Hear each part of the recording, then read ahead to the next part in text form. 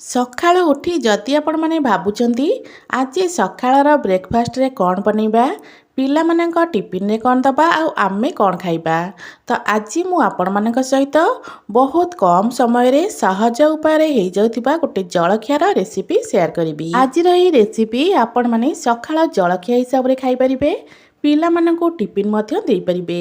ପିଲାଠୁ ବଡ଼ ସମସ୍ତଙ୍କୁ ଏହି ରେସିପିଟି ବେଶ ପସନ୍ଦ ଆସିବ। ନମସ୍କାର, ମୁଁ ରଶ୍ମି ୟୁଟ୍ୟୁବରେ ଆପଣ ସମସ୍ତଙ୍କୁ ସ୍ୱାଗତ। ଆଜିର ଏହି ଟେଷ୍ଟି ଆଉ ସହଜ ଜଳଖିଆର ରେସିପି ଜାଣିବା ପାଇଁ ଭିଡ଼ିଓଟାକୁ ଶେଷ ଯାଏଁ ଦେଖନ୍ତୁ। ଏବେ ଚାଲନ୍ତୁ ଷ୍ଟାର୍ଟ କରିବା ଆଜିର ରେସିପି। ଆଜିର ଏହି ରେସିପି ଆମେ ମୁଗ ଡାଲି ଆଉ ସୁଜିରେ ବନେଇବା। ମୁଗ ଡାଲିକୁ ମୁଁ ଏଠି 1.5 ଘଣ୍ଟା ପୂର୍ବରୁ ବତୁରେଇକି ରଖିଥିଲି। ତ ଏଠି ଦେଖିପାରୁଥିବେ ଡାଲି ଆମର ଭଲ ଭାବରେ ବତୁରି ଯାଇଛି। ତ ଡାଲିକୁ ବତୁରିଲା ବେଳେ ଥରେରୁ 2 ଥର ଭଲସେ ଧୋଇ ନେବେ। ବତୁରେଇ ସାରିଲା ପରେ ଆଉ ଥରେ 2 ଥର ଭଲସେ ଧୋଇ ନେବେ। ତ ଡାଲିକୁ ମୁଁ ଏଠି ପାଖାପାଖି 3ରୁ 4 ଥର ଭଳିଆ ଭଲସେ ଧୋଇ ନେଇଛି। ତ ଆପଣମାନେ ଆପଣଙ୍କ କ୍ୱାଣ୍ଟିଟି ଦେଖି ଡାଲି ଆଉ ସୁଜିକୁ ନେବେ। ମୁଁ ଏଠି ଗୋଟେ ଛୋଟ ବାଉଲରେ ଗୋଟେ ବାଉଲ ନେଇଥିଲି ମୁଗ ଡାଲି, ତା ସହିତ ଗୋଟେ ଛୋଟ ବାଉଲରେ ଗୋଟେ ବାଉଲ ନେଇଥିଲି ସୁଜି ମୁଗ ଡାଲିର କ୍ୱାଣ୍ଟିଟି ପୁରା ସେମ୍ ରଖିବେ। ତ ଆପଣ ଏଠି ସୁଜିକୁ ମୋଟା ପତଳା କିଛି ବି ନେଇପାରିବେ। ଆପଣମାନଙ୍କର ପାଖରେ ଯେଉଁ ସୁଜି ଥିବ ଆପଣମାନେ ସେଇ ସୁଜିରେ ଏଇ ରେସିପିକୁ ବନେଇ ପାରିବେ। ଯଦି ଆପଣ ଆଗରୁ ମୁଗ ଡାଲିକୁ ବତୁରେଇକି ରଖିଥିବେ ତାହେଲେ ମାତ୍ର 10 ମିନିଟରେ ଏଇ ରେସିପିକୁ ଆପଣମାନେ ବନେଇ ପାରିବେ। ଏବେ ଚାଲନ୍ତୁ ଯିବା ନେକ୍ସଟ ପ୍ରୋସେସକୁ। ଏଠି ମୁଁ ଗୋଟେ ଗ୍ରାଇଣ୍ଡର ଜାର୍ ନେଇଯାଇଛି। ଧୋଇକି ରଖିଥିବା ମୁଗ ଡାଲିକୁ ଏଠି ଆମେ ଦେଇଦେବା। ମୁଗ ଡାଲିକୁ ଦେଇ ସାରିଲା ପରେ ଅଳ୍ପ ଟିକେ ପାଣି ଦେଇଦେବେ। ଏବେ ତାକୁ ଆମେ ଚିକଣ କରି ବାଟି ଆଣିବା। ତ ଏଠି ଦେଖିପାରୁଥିବେ ମୁଗ ଡାଲିକି ମୁଁ ପୁରା ଚିକଣ କରି ବାଟି ଆଣିଛି। ଏବେ ଗୋଟେ ବଡ଼ ବାଉଲ ନେବା। ଏଇ ବାଉଲରେ ବାଟିକି ରଖିଥିବା ମୁଗ ଡାଲିକୁ ଦେବା। ମୁଗ ଡାଲିକୁ ଦେଇ ସାରିଲା ପରେ ଗ୍ରାଇଣ୍ଡର ଜାର୍ରେ ରଖିଥିବା ସୁଜିକୁ ଦେବା। ମନେ ରଖିଥିବେ ଯେତିକି ମୁଗ ଡାଲି ସେତିକି ହିଁ ସୁଜି ନେବେ। ଏବେ ଏଇ ସୁଜିରେ ଦେବା ଗୋଟେ ଚାମଚ ତେଲ ଦେବା ଦ୍ୱାରା ସାଇନିଂ ବଢ଼ିଆ ଆସିଥାଏ ପିଠାରେ। ତ ଏବେ ଏଥିରେ ଦେବା ଗୋଟେ ଚାମଚ ଚିନି, ତା ସହିତ 2 ଚାମଚ ଦେବା ଦହି ଆଉ ଚିନି ଦେବା ଦ୍ୱାରା ଖଟା ମିଠାର ଗୋଟେ ବହୁତ ବଢ଼ିଆ ଟେଷ୍ଟ ଆସିଥାଏ। ଏବେ ଏଇ ବାଉଲ ଧୋଇକି ଅଳ୍ପ ଟିକେ ପାଣି ଦେଇ ଦେଉଛି। ପାଣି ଦେଇ ସାରିଲା ପରେ ସୁଜିକୁ ବି ଆମେ ଭଲସେ ବାଟି ଆଣିବା। ସୁଜିକୁ ବାଟି ସାରିଲା ପରେ ମୁଗ ଯେଉଁ ଜାଗାରେ ଆମେ ରଖିଥିଲେ ସେଇ ଜାଗାରେ ବଟା ସୁଜିକୁ ରଖିଦେବା। ତ ଗ୍ରାଇଣ୍ଡର ଜାର୍କୁ ଭଲସେ ପୋଛିକିନା ସୁଜି ନେଇଯାଇଥିଲି। ତା ସହିତ ଗ୍ରାଇଣ୍ଡର ଜାର୍କୁ ଧୋଇକି ଅଳ୍ପ ଟିକେ ଏଠି ଆମେ ପାଣି ଦେବା। ପାଣି ଆପଣମାନେ ବେଶୀ ଦେବେନି, ବାସ୍ ବହୁତ କମ୍ ପାଣି ଏଠି ମୁଁ ଦେଇଥିଲି। ଏବେ ଚାଲନ୍ତୁ ଆକୁ ଭଲସେ ଗୋଳେଇ ନେବା। ଏଠି ମୁଁ କହି ରଖୁଛି, ଯଦି ଆପଣମାନଙ୍କୁ ଆଜିର ରେସିପି ଭଲ ଲାଗେ ଭିଡ଼ିଓକୁ ଲାଇକ୍ କରିବେ, ସେୟାର କରିବେ। ଯଦି ଆପଣମାନେ ମୋ ଚ୍ୟାନେଲରେ ନୂଆ ଅଛନ୍ତି ତାହେଲେ ପ୍ଲିଜ୍ ଚ୍ୟାନେଲକୁ ସବସ୍କ୍ରାଇବ୍ ନିଶ୍ଚୟ କରିନେବେ। ଫେସବୁକ୍ ପେଜ୍ରେ ଦେଖୁଥିଲେ ଫଲୋ କରିବାକୁ ବିଲକୁଲ ବି ଭୁଲିବେନି। ତ ଏଠି ମୁଁ ଆକୁ ପାଖାପାଖି 5ରୁ 7 ମିନିଟ୍ ହେବ ଗୋଟେ ଡାଇରେକ୍ସନରେ ଭଲସେ ଗୋଳେଇଥିଲି।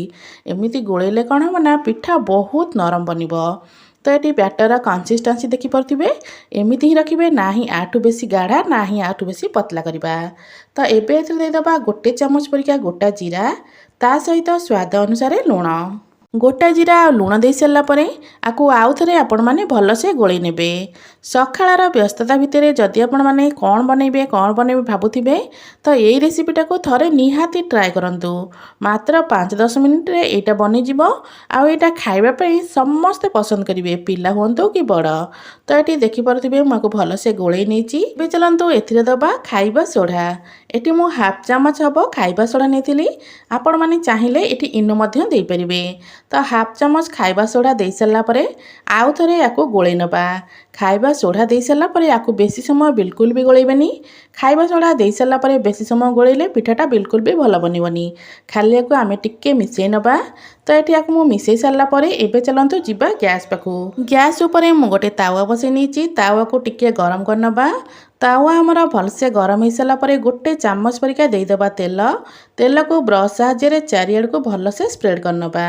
ତେଲକୁ ଟିକେ ଗରମ ହେବା ପାଇଁ ଛାଡ଼ିବା। ତେଲ ଆମର ଟିକେ ଗରମ ହେଇସାରିଲା ପରେ ଗୋଟେ ଡଙ୍କି ଏଠି ମୁଁ ବ୍ୟାଟର ଦେଇ ଦେଉଛି।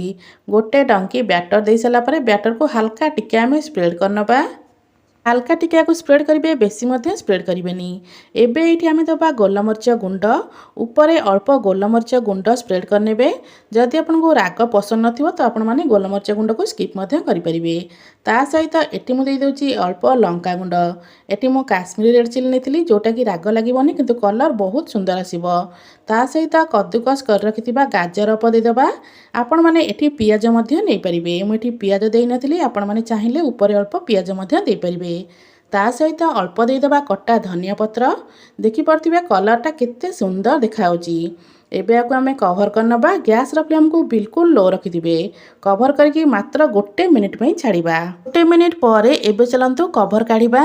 एई पिठा बनेला बेले गैस फ्लेम को बिल्कुल भी हाई करिवेनी। सबू जिनस को आपण माने लो फ्लेम रे ही बनइबे। तो ये देखिपे ऊपर केते जालीदार हो गलानी पिठा। एबे चलंतु ए पिठा को आमे पलटई नबा।